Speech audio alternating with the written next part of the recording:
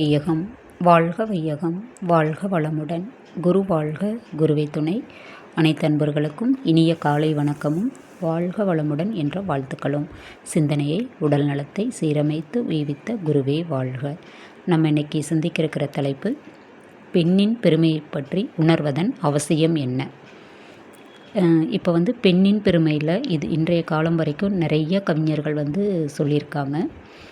பெண்ணின் பெருமையை எல்லோரும் உணர்ந்துக்கணும். எஸ்பெஷலி ஆண்கள் பெண்களை பற்றி நல்லா உணர்ந்துக்கணும். பெண்ணின் பெருமையை பேசணும். பெண்களை பற்றி நல்லா உணர்ந்துக்கணும். பெண்களுக்கு சப்போர்ட்டிவாக இருக்கணும். இந்த மாதிரி நிறையா கருத்துக்கள் இன்றளவும் வந்துக்கிட்டு தான் இருக்குது. இந்த பெண்ணினுடைய பெருமையை பற்றி ஏன் உணர்ந்துக்கணும் அப்படின்னு நம்ம எடுத்துக்கிட்டோம் அப்படின்னா, பெண்கள் எல்லா விதத்துலேயும் சூரியன் எப்படி இந்த பூமிக்கே ஒளி கொடுக்குதோ அந்த மாதிரி ஒரு பெண் ஒரு குடும்ப உறவுகள் அத்தனை பேருக்கும் தன்னுடைய உறவு முறையால் ஒரு மகளா, தாயா, சகோதரியா, மருமகளா எல்லா வகையிலையும் நிறைய ஒரு பரிணாமம் மாதிரியே இதை சொல்லலாம்.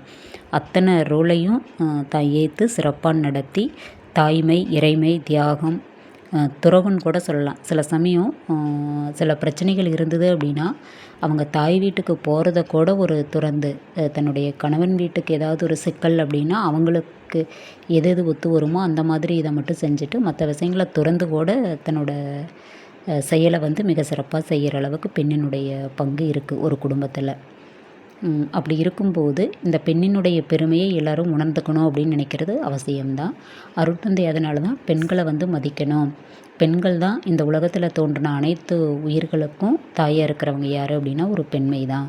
எந்த ஜீவராசியாக இருந்தாலும் ஒரு உயிரை படைக்கக்கூடிய தன்மை, அன்பு, கருணை பெண்களிடத்தில் இருக்கிறதுனால தான் இறைத்தன்மையாகவே பெண்களை பார்க்கணும், பெண்களை மதிக்கணும் அப்படிங்கிறதுக்காக தான் மனைவியை மதிக்கிறதுக்கான ஒரு நாளாக, மனைவி நல வேட்பு நாளாக அன்னை லோகாம்பாளுடைய பிறந்தநாள் தினத்தில் இதை அறிமுகப்படுத்தி இன்றளவும் உலகம் முழுவதும் மனைவிக்கு ஒரு மரியாதை செலுத்தக்கூடிய நாளாக இதை நம்ம கொண்டாடிட்டு வரோம்.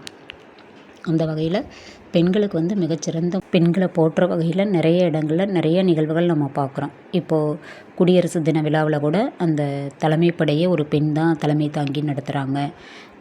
அதுக்கு மேலே பார்த்தோன்னா ஜனாதிபதியாக இருக்கிறவங்க கூட ஒரு பெண் தான். பெண்கள் எல்லா துறைகளிலுமே சாதிக்கிறாங்க. அதை நம்ம நேரடியாக பார்த்துட்ருக்கோம். இருந்தாலும் பெண்களுடைய பெருமையை ஏன் நம்ம உணர்ந்துக்கணும் அப்படின்னா, முதல்ல ஆண்கள் உணர்ந்துக்கிறாங்களான்னு பார்த்தோன்னா எல்லா இதுலேயும் கொஞ்சம் கொஞ்சம் முரண்பாடுகள் இருக்க தான் செய்யுது. ஆனால் முதல்ல பெண்ணினுடைய பெருமையை பெண்களே உணர்ந்துக்கணும் அப்படிங்கிறது என்னுடைய ஒரு தாழ்மையான கருத்து. எப்படின்னா, நிறைய இடங்களில் பெண்களுக்கு தான் நிறையா சிக்கல்கள் இந்த மாதிரிலாம் வருது. ஏன்னா நம்ம மாமியார் மருமகள் பிரச்சனைன்னு தான் இவ்வளோ தூரம் நம்ம பார்க்குறோமே தவிர, ஏதோ 1-2 இடங்களில் தான் மாமனார் இது மாதிரி துன்புறுத்தினார் அப்படிங்கிற மாதிரி நம்ம செய்திகள்லாம் பார்க்குறோம். இதெல்லாம் எதனால் நடக்குது அப்படின்னா, ஒரு பெண் தன்னை முழுமையாக நம்மக்கிட்ட என்ன ஆற்றல் இருக்குது, நம்மக்கிட்ட என்ன அறிவு வளர்ச்சி இருக்குது, இதையெல்லாம் உணர்ந்துக்கிட்டோம் அப்படின்னா இன்னொரு பெண்ணும் நம்மளை மாதிரி தான், நம்மளால் அவங்களுக்கு ஒரு சப்போர்ட்டிவாக இருக்கணுமா தவிர அவங்களுக்கு எந்த துன்பத்தையும் கொடுக்கக்கூடாதுங்கிற உணர்வு நம்மளுக்கு வரும். இப்போ ஒரு வீட்டில் ஒரு பெரியவங்க இருக்காங்க அப்படின்னா அவங்க மற்றவங்க எல்லாம் தனக்கு அடிமை மாதிரியும், நான் தான் இந்த குடும்பத்துக்கு எல்லாங்கிற அந்த ஒரு இதுவும், ஒரு நிர்வாகத்தில் ஒரு பெண் முதன்மை அதிகாரியாக இருக்காங்கன்னா எனக்கு அப்புறம் தான் எல்லாரும்னு ஒருத்தரை டாமினேட் பண்ணக்கூடிய சூழ்நிலை வராது. எல்லாத்தையும் சமமாக பாவித்து அந்த வேலைங்கிறதுல அந்த சீனியாரிட்டியை காட்டிக்கலாமே தவிர மற்ற இடங்களில் எல்லாத்தையும் அரவணைச்சு போகக்கூடிய அந்த தன்மை வரும். அதற்கு நம்மளுடைய கடமை என்ன அப்படின்னா, நம்மளை பற்றி நம்மளே உணர்ந்துக்கக்கூடியதான் முதல் ஒரு பெண்ணின் பெருமையை பேசுறதுன்னு அவசியமாக இருக்குது. அதே மாதிரி பெண்கள் மன வலிமை, ரொம்ப மன வலிமை இருக்குது. நம்மளுக்கு உடல் அளவில் கொஞ்சம் பலவீனமாக இருக்கலாம். அதுவும் இன்றைய காலகட்டங்களில் பயிற்சி முறைகள், இன்றைய நடைமுறைகளுக்கு இந்தளவு உடல் வலு இருந்தாவே ரொம்ப இன்னும் அன்றைய காலகட்டங்கள் மாதிரி நம்ம ரொம்ப சிரமப்பட்டு வேலை பளுவெல்லாம் இல்லை. அதனால் இருக்கிற உடல் வலுவை வச்சு எப்படி உடலையும் மனதையும் ஆரோக்கியமாக வச்சுக்க முடியுங்கிற அளவுக்கு நம்ம சிந்திச்சாவே வாழ்க்கையை நிம்மதியாக வாழ முடியும்.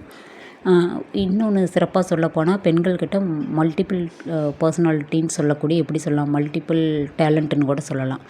இப்போ ஒரே சமயத்தில் நிறைய வேலைகளில் கவனம் செலுத்த முடியும். ஃபார் எக்ஸாம்பிள், சமைச்சிக்கிட்டு இருக்கிற ஒரு மாவையும் ஆட்டிடுவோம், வீடை க்ளீன் பண்ணுற வேலை, குழந்தைங்கள ஏதாவது பார்த்துக்கிறது, ஒரே டைமில் ஒரு 5-6 வேலையில் நம்மளோட மைண்டை கான்சென்ட்ரேட் பண்ண முடியும். அதே மாதிரி நிறைய ஞாபக சக்தி, வலிகளை தாங்கிக்கூடிய வல்லமை. ஒரு பாட்டில் கூட பிரசவத்தின் வலியை கூட தாண்டிய தனிச்சிறகேன்னு வரும்.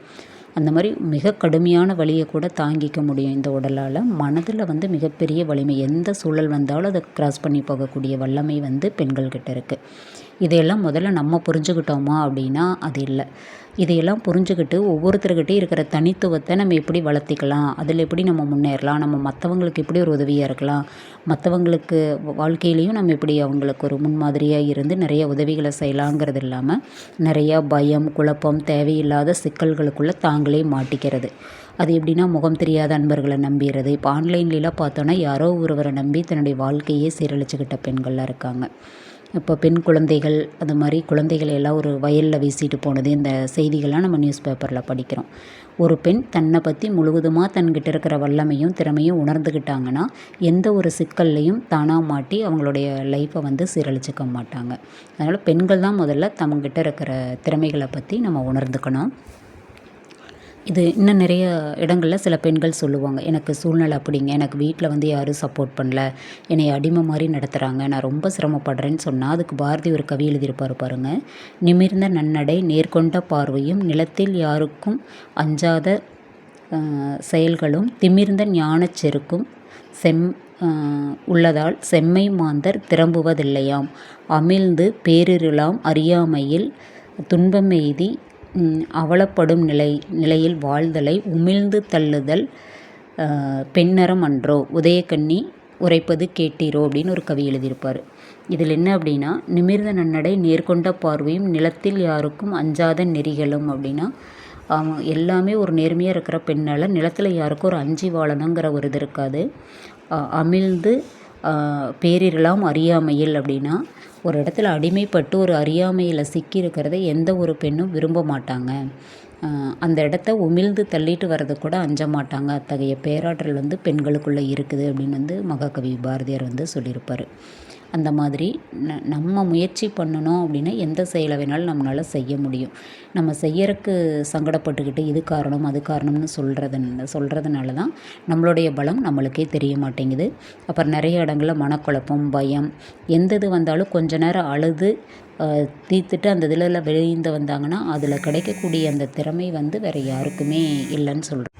அப்புறம் தனக்குள்ள உள்ள ஒரு தாழ்வு மனப்பான்மை, நம்மளால் முடியாதோ அப்படின்னு நினைக்கிற மாதிரி, இந்த மாதிரி நிறையா ஒரு கற்பனை வலையில் நம்ம சிக்கிக்கிறது தான் நம்ம முன்னேற்றத்துக்கு வந்து ஒரு தடையாக இருக்குது. அப்புறம் நம்மளை பற்றின ஒரு பர்சனல் விஷயங்களை அக்கம் பக்கத்தார், உறவினர்கள் நிறைய பேர்த்துக்கிட்ட கேட்டு கருத்து கேட்குறது, அவங்கக்கிட்ட சொல்லி புலம்புறதுனால என்னாகும் அப்படின்னா, தேவையில்லாமல் மனக்குழப்பமும் பயமும், தேவையில்லாத மூணாவது நபருடைய குறுக்கீடுனால நிறைய சிக்கல்கள் வந்து பெண்களுக்கு வருது.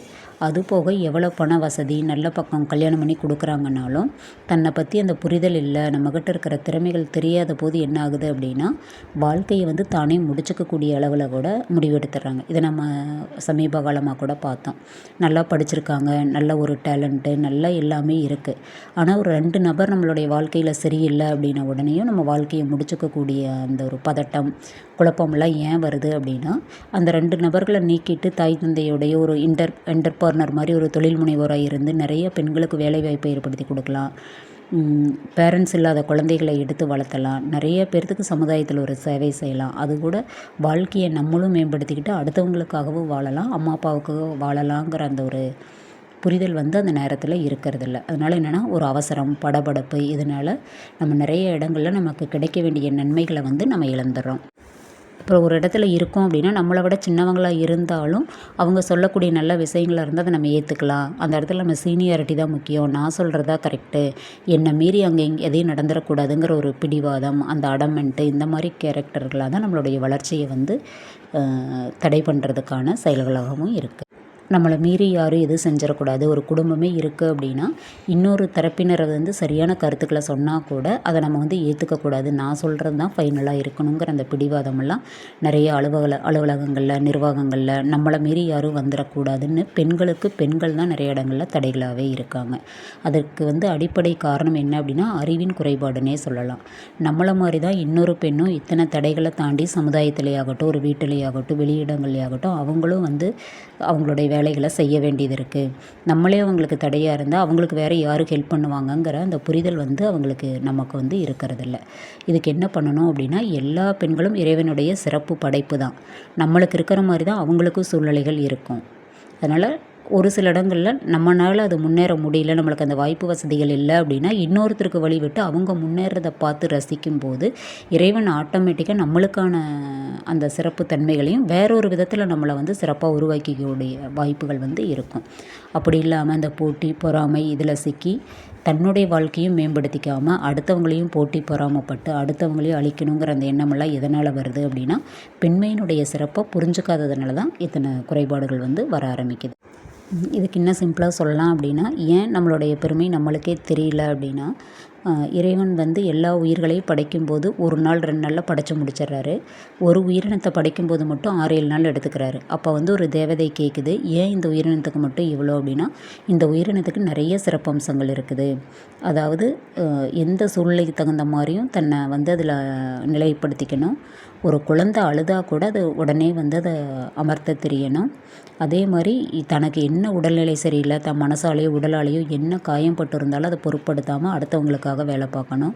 உடல்நலமே சரியில்லை அப்படின்னாலும் அடுத்தவங்களுக்காக செய்யக்கூடிய கடமைகளை சிறப்பாக செய்யணும். அன்பு காட்டுறதாகட்டும் எல்லா விஷயம் ஒரு வீட்டில் இருக்கிற அத்தனை உயிரினங்களுக்கும் தேவையான அத்தனை வசதிகளையும் செஞ்சு கொடுக்கணும். தனக்குன்னு எந்த ஒரு இதுவும் அவங்க வந்து வெறுப்பு இல்லாத வாழ்க்கையை தான் வாழணும். இவ்வளோ சிறப்புகள் வந்து இந்த நான் ஜீவராசிக்குள்ளே வைக்க போகிறேன் அப்படின்னு சொல்கிறாங்க. அப்போ வந்து அந்த தேவதை அந்த உயிரினத்தோட ஒவ்வொரு பகுதியாக அப்படி தோலையெல்லாம் தொட்டு பார்க்கும்போது ஆனால் இவ்வளோ ஒரு மென்மையாக இருக்கே, எப்படி இவ்வளோ வலியை தாங்கக்கூடிய சிறப்பை கொடுத்துருக்குறேங்கிறீங்க, இவ்வளோ மன வலிமை உடையதுன்னு சொல்கிறீங்க, ஆனால் உடம்பு தோலெல்லாம் இவ்வளோ மெலிசாக இருக்குது அப்படின்னா உடல் அளவில் அவங்க கொஞ்சம் மெல்லியதாக தான் இருப்பாங்க, ஆனால் மனசளவில் பயங்கரமான தைரியசாலிகளாக இருப்பாங்க. உலகத்திலேயே அதிகமான வலியை கூட தாங்கக்கூடிய ஒரு உயிரினமாகவும் வந்து மனோபலம் பொருந்தியவங்களாகவும் அனைவரையும் அனுசரித்து போகக்கூடியதாகவும் அன்பும் கருணையும் கொண்ட உயிரினமாக தான் நான் படைக்க இருக்கிறேன் அப்படின்னு சொல்லும்போது அப்புறம் அப்படியே தொட்டு பார்த்துக்கிட்டே வரும்போது கன்னத்தை தொடும்போது லைட்டாக பிசு பிசுன்னு கையில் படுது, என்ன ஈரமாக இருக்குதுன்னே கண்ணீர் அப்படின்னு சொல்கிறாங்க. எதனாலன்னு கேட்டால் இவங்களுக்கு வந்து ஒரு இன்பமோ துன்பமோ மகிழ்ச்சியோ பயமோ கோபமோ எதுனாலும் கண்ணீர் மூலமாக ஈஸியாக வெளிப்படுத்திடுவாங்க. வெளிப்படுத்திட்டு கொஞ்ச நேரம் கழித்து அவங்களே அதுக்கான சொல்யூஷன் கண்டுபிடிச்சி திடமாக மாறிடுவாங்க. இவ்வளோ சிறப்பு வந்து பெண்களுக்குள்ளே இருக்குது அப்படின்னு வந்து சொல்கிறாரு. சரி, இத்தனையும் நீங்கள் ஒரு பெண்ணுக்குள்ளே படைச்சிருக்கீங்களே, அப்போ இந்த ஜீவராசிக்குள்ளே எந்த ஒரு குறைபாடு வேறு எதுவுமே இல்லையா அப்படின்னு கேட்கும்போது சொல்கிறாரு, இல்லை அதுவும் இருக்குது. இப்போ நான் சொன்ன அத்தனை திறமைகளும் அத்தனை ஒரு சிறப்புத்தன்மையும் தனக்குள்ளே இருக்குதுங்கிறதே அவங்களுக்கு தெரியாது அப்படின்னு சொல்கிறாரு இறைவன். அந்த மாதிரி தான் நமக்குள்ளே எவ்வளோ ஒரு பேராற்றல் இருக்குது அப்படிங்கிறத நம்மளே புரிஞ்சுக்காததுனால தான் நம்மளுடைய வாழ்க்கையும் நம்ம சிறப்பாக அமைச்சுக்கிறதுல வந்து இடர்பாடுகள் வருது. நம்ம அறிஞ்சோ அறியாமலையோ அடுத்தவங்களுடைய செயல்களுக்கும் இன்னொருத்தருடைய வாழ்க்கைக்கும் நம்மளால் தெரியாமல் கூட சில இடர்பாடுகள் வர்றதுக்கு என்ன காரணம் அப்படின்னா நம்மளை பற்றி நம்மளே புரிஞ்சுக்காதது தான் ஒரு மிக முக்கிய காரணம் அப்படின்னு சொல்லணும். இப்போ இதையெல்லாம் நம்ம எப்படி சரி பண்ணிக்கலாம் அப்படின்னா நம்ம அன்றாட செய்யக்கூடிய வேலைகள், அதாவது தன்னுடைய உடல் நலத்தை எப்படி நம்ம சிறப்பாக வச்சுக்கிறது, குடும்ப நலத்துக்கு நம்மளுடைய பங்கு என்ன, அடுத்தது இதையெல்லாம் தாண்டி சமுதாய நோக்கத்தோடு நம்மளுடைய கடமைகளை எப்படி சரிவர நம்ம செய்ய முடியும் அப்படிங்கிறதெல்லாம் ஆராய்ச்சி பண்ணி தினசரி நம்மளுடைய பயிற்சி முறைகளை, அதாவது ஒரு பெண்ணை பற்றி நல்லா சிறப்பாக தெரிஞ்சுக்கணும், பெண்கள் சமுதாயத்தில் முன்னேறி வரணும் அப்படின்னா இந்த மனவளக்கலை மாதிரியான ஆன்மீக பயிற்சிகளையும் நம்ம கூட செய்யும்போது தினசரி நம்ம அந்த தற்சோதனைகளை பண்ணிக்கிட்டே இருக்கும்போது நம்மளுக்கும், அதாவது தனக்கோ பிறருக்கோ தற்காலத்திலோ பிற்காலத்திலோ உடலுக்கோ மனதுக்கோ உணர்ச்சிக்கோ கற்பனைக்கோ கூட மாசு எனும் தீங்கு இயலா வகையினோடு உலக வாழ்க்கையோடு ஒட்டி இன்பம் விளைவிக்கும் செயல்களையே செய்வதுதான் புண்ணியம் என்ற பேரறத்துக்குள்ளே நம்ம வர ஆரம்பிச்சிருவோம். அந்த மாதிரி ஒவ்வொரு செயலையும் நம்ம தற்சோதனை பண்ணும்போது நம்மளுக்கும் நம்மளால் எந்த துன்பமும் வராது, அடுத்தவங்களுக்கும் நம்மளால் எந்த ஒரு துன்பமும் வராது. இதை வந்து நம்ம சரிவர புரிஞ்சுக்கிட்டோம் அப்படின்னா ஒவ்வொரு பெண்மணிகளும் ஒரு வீட்டுக்கு தன்னுடைய கடமையும் சிறப்பாக செய்ய முடியும், குடும்பத்துக்கும் தன்னுடைய கடமைகளை மிக சிறப்பாக பண்ண முடியும், சுற்றம் உற்றார் உறவினர் நண்பர்கள் சமுதாயம் எல்லாத்துக்கும் செய்ய வேண்டிய கடமைகளை வந்து மிக சிறப்பாக பண்ண முடியும். இதில் ரொம்ப இம்பார்ட்டண்டான விஷயம் என்ன அப்படின்னா எல்லா இடங்கள்லையுமே ஆண்கள் வந்து எங்களை சரிவர புரிஞ்சுக்கிறது இல்லை அப்படிங்கிறதான் ஒரு மேக்சிமம் ஒரு கோட்பாடாக இருக்குது. அப்படி இல்லை, நம்ம அப்படி ஒரு சில இடங்களில் முரண்பாடுகள் எல்லா பக்கமுமே இருக்கலாம். மருத்தந்தையே என்ன சொல்கிறாங்கன்னா ஆண் பெண் இருவருமே சரிநிகர் சமானம்தான், யார் பெருசுங்கிறத விட பெண்கள் சிறப்பானவங்கன்னு தான் சொல்கிறாங்களே தவிர ஒன்றை விட இவங்க பெருசு அவங்க பெருசுன்னெல்லாம் சொல்ல வரல. நம்மளுடைய சிறப்புத்தன்மையை நம்மளும் புரிஞ்சுக்கணும் ஆண்களும் புரிஞ்சுக்கணுங்கிறத தான் நம்ம இந்த கல்வியில் படிக்கிறோம். ஆண்கள் வந்து எல்லா இடங்களையுமே மேக்ஸிமம் புரிஞ்சுக்கிறாங்க. இப்போ ஒரு பெண் வந்து கன்சீவாக இருக்காங்க, 10 மாதம் அந்த குழந்தைய சுமக்கிறாங்கன்னா, அந்த சுமக்கிற சுமை, வலி, வேதனை அந்த பிரசவ வலியோடு முடிஞ்சிருது. ஆனால் அந்த ஆண் வந்து மனசளவில் அவங்க மனைவியும் சுமக்கணும், அந்த குழந்தையும் சுமக்கணும். அதுக்குண்டான சூழல், பண வசதி அத்தனையும் ரெடி பண்ணும்போது ஒரு ஆண் வந்து மனதளவில் மிகப்பெரிய சவாலை எதிர்கொள்கிறதா இருக்கும்.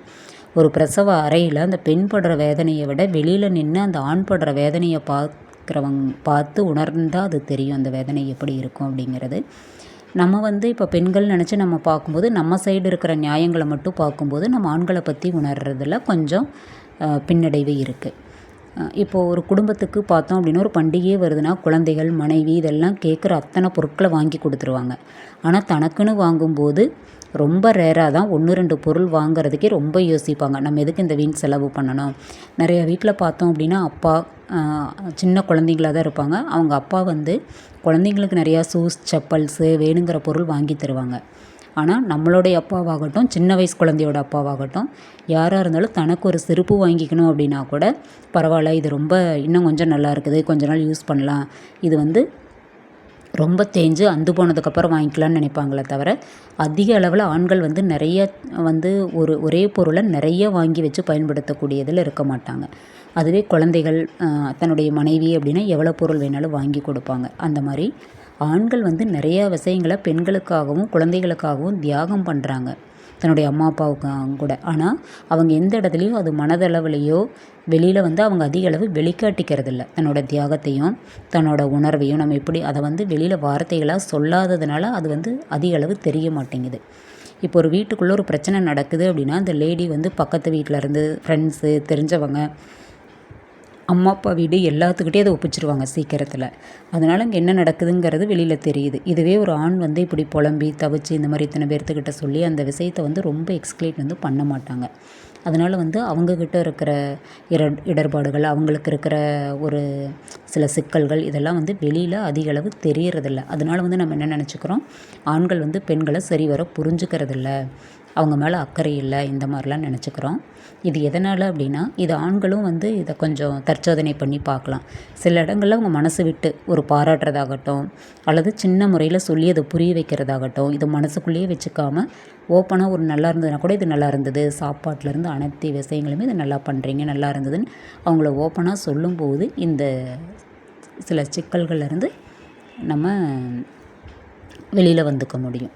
இப்போ என்ன அப்படின்னா, ஆண் பெண் இருவருமே சமங்கிற அளவுக்கு நம்ம தெரிஞ்சுக்கிட்ட போது இருவருக்குள்ளேயும் இந்த கருத்து வேறுபாடுகள், நீ பெருசு நான் பெருசு, நீ என்னையை புரிஞ்சுக்கல நான் உன்னைய புரிஞ்சுக்கல அப்படின்னு நினைக்கிறதுக்கு பதிலாக இதுக்கு என்ன ஒரே ஒரு ரெமிடி அப்படின்னா, மனம் விட்டு இருவரும், அதான் அருத்தந்தை சொல்லுவாங்க, ஒரு நாளில் ஒரு வேளையாவது குடும்பத்தோடு உட்காந்து நம்ம சாப்பிடும்போது தான் நமக்குள்ளே மனசை விட்டு பேசி நிறைய விஷயங்களை நம்ம டிஸ்கஸ் பண்ணும்போது யாருக்கு என்ன குறைபாடு இருக்குது, அவங்க நம்மக்கிட்ட என்ன எதிர்பார்க்குறாங்க, இதையெல்லாம் நம்ம மனசார பேசி ஒரு நல்ல முடிவுக்கு வர முடியும். இந்த மாதிரிலாம் இருக்கும்போது குடும்ப நீதிமன்றங்களே இருக்கிறக்கான வாய்ப்பு இல்லை. அவங்கவுங்களுக்குள்ளேயே பேசி புரிஞ்சுக்கும் போது நம்ம இன்னொரு தேர்ட் பர்சனை நாடி நம்ம போக வேண்டிய சூழ்நிலை வராது. இதனால் நம்ம என்ன புரிஞ்சுக்கணும் அப்படின்னா, அருட்தந்தையே சொல்கிறாங்க, கணவனின் வளர்ச்சி, ஒரு குடும்ப உறவுகளினுடைய வளர்ச்சி, இதுக்கெல்லாம் முழு பொறுப்பு கடமையாற்றுறது யார் அப்படின்னா மனைவி தான். மனைவியை ஒரு நாள் மட்டும் மதிக்காமல் வாழ்நாள் முழுவதும் மதித்து போற்றணுங்கிறக்காக தான் இந்த கவிகள் இதெல்லாம் கொடுத்தாங்க. அதில் கூட ஒரு கவியில் சொல்லியிருப்பாங்க, மணந்தவர் என்னை மதிக்கவில்லை என்ற குறையால் மனம் வருந்தும் பெண்களுக்கும் அந்த ஒரு கவியில் சொல்லியிருப்பாங்க, இன்ப வாழ்வு மலர்வதற்கு ஏற்ற வழி சொல்வேன், இதுவரை வாழ்க்கை துணை உங்களுக்கு மனநிறைவு கொண்டு செய்த அனைத்து செயல்களையும் நினைத்து உள்நினைத்து நன்றி கூற வாழ்த்த மனம் நிறையும் அப்படின்னு சொல்லியிருப்பார்.